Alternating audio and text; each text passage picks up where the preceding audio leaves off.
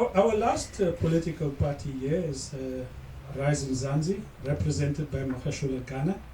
Makashule? 8 minutes.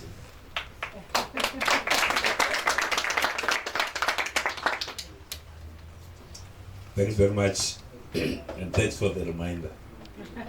It's always difficult to be the last one to speak after listening to my colleagues, my fellow politicians. You know, we are the few ones who are proud to be politicians, because for us, being a politician is an act of service to the people of this country. So thanks very much, Program Director, to the Kathrada family, the Board of Trustees of the Kathrada Foundation, the political leaders here, activists, civil society, organization present, fellow South Africans. The preamble of our constitution starts with one of the most powerful piece of writing that one has ever read. And I'll just quote it in full, just so that it gives the base of what I'm going to say. It reads, I quote, "We, the people of South Africa, recognize the injustices of our past, honor those who suffered for justice and freedom in our land, respect those who have worked to build and develop our country, and believe that South Africa belongs to all who live in it, united in our diversity. We therefore, through our freely elected representatives, adopt this constitution as the supreme law of the Republic, so as to, 1, heal the divisions of the past and establish a society based on democratic values, social justice and fundamental human rights. 2, to lay the foundation for a democratic and open society in which government is based on the will of the people and every citizen is equally protected by the law. 3, to improve the quality of life of all citizens and free the potential of each person. And finally, to build a united and democratic South Africa, able to take its rightful place as a sovereign state in the family of nations." End quote. So how often in the rough and tumble of this election campaign, as we compete with each other for votes and seats in parliament and legislatures, do we remember these inspiring words from the preamble of our constitution? And how often do we stop to think about how extraordinary it is that we have the right as political parties to contest free and fair elections where every South African has a right to vote? That we have a Bill of Rights which declares that South Africa belongs to all who live in it.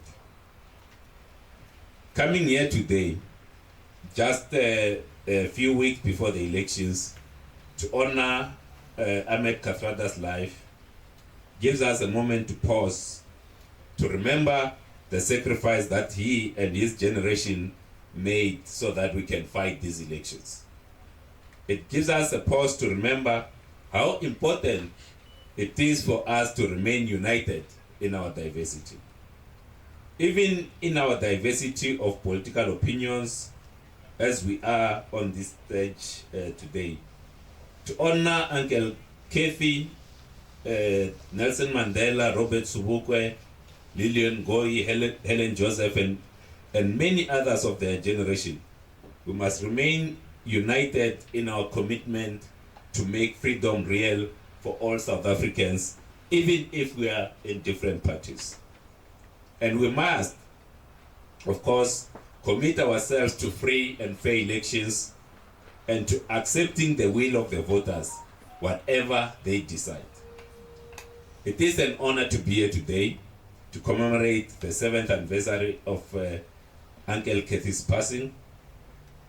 He embodies the qualities that we at Rise Mzansi try to emulate, which are fearless courage, empathy, humility, perseverance, integrity. In these troubled times, He stands high as a beacon of ethical leadership.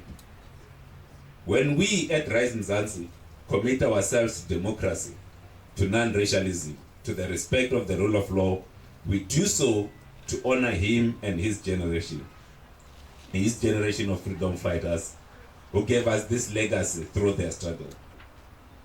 In his case, through his immense sacrifice of over 26 years in jail as one of the Rivonia trialists. And I want to quote an interview that he gave in 2013, and this is what he said. I quote, "The first thing we achieved on the 27th of April 1994 is dignity. Dignity and equal human rights. Prior to that, all over South Africa, there were signs saying Europeans only in libraries, restaurants, hotels, parks, railways, everywhere you go. And signs that said non-Europeans not allowed. There were even signs that said non-Europeans and dogs not allowed, which reduced human beings who were not white to the level of animals," end quote.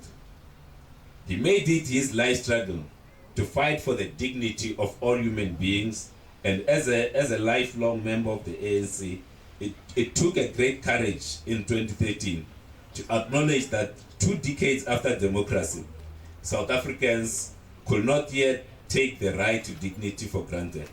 And this is how he continued, and I quote, when I say we have achieved dignity as human beings, we must always still be aware that the challenges are no longer apartheid.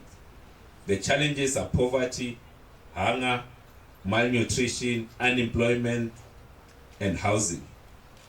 Those are the challenges. And there's no dignity in poverty. There's no dignity in hunger. So we cannot be satisfied with what we have achieved, end quote. 7 years after Uncle Kathy's passing, those challenges to the dignity of all South Africans are still here with us. And so we cannot be satisfied. In his name, we must continue the struggle. Free and fair elections are a central tenet of a functional democracy and ensuring that the will of the people prevails. As Rise Mzansi, we fully commit to conducting ourselves in a manner that will ensure that the May 29th elections are free and fair. We will not engage in acts of violence or intimidation, either in person or online. We commit to not spreading misinformation and disinformation in our campaigning. We also commit to respecting and abiding by all the electoral laws of our country. Uncle Kathy will have expected no less from an organization like ours, Rise Mzansi.